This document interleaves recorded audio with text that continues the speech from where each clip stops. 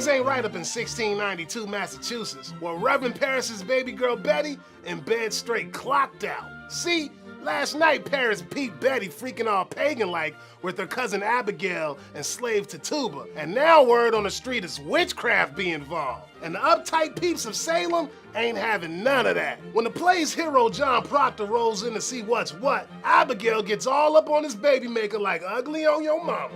Apparently, Abigail used to be Proctor's maid, but got her ass tossed out when Proctor's wife Elizabeth found her shining more than Proctor's shoes.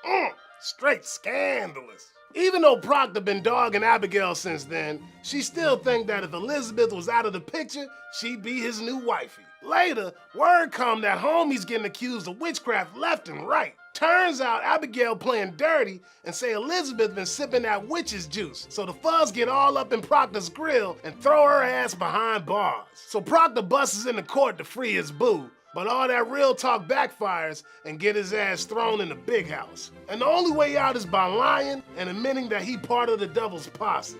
Proctor keeps it OG and don't play that game until he gets a visit from his honey dip Elizabeth.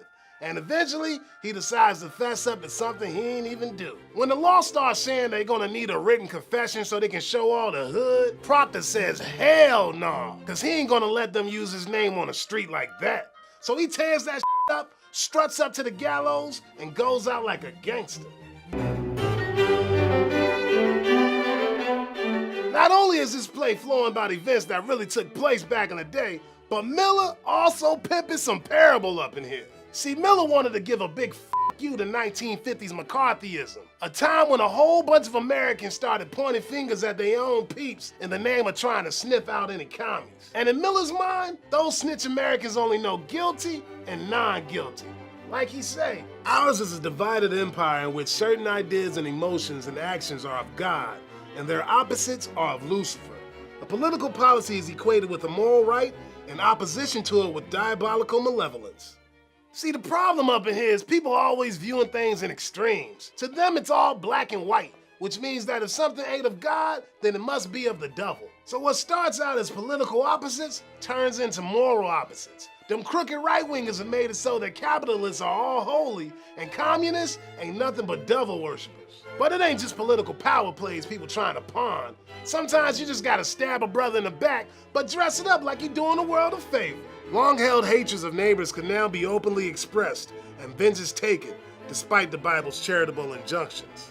What you know about this play's title, partner? According to Martine, a crucible is a severe test, obviously referring to the raw grind Proctor beasting through. And if you want to keep it mad literal, a crucible also used to melt away all that chanky bullshit on a piece of metal till all that's left is pure uncut top-grade steel. So is the play saying that Proctor is the purity that comes out of all this crooked-ass mess? Are we supposed to put it all on the line for our beliefs? Maybe.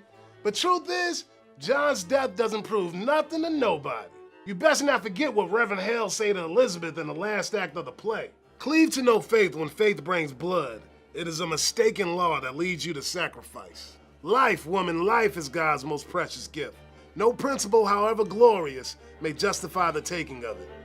Don't be a player hater. Get yourself some Thug No swag and tell your mama to subscribe. Peace, play.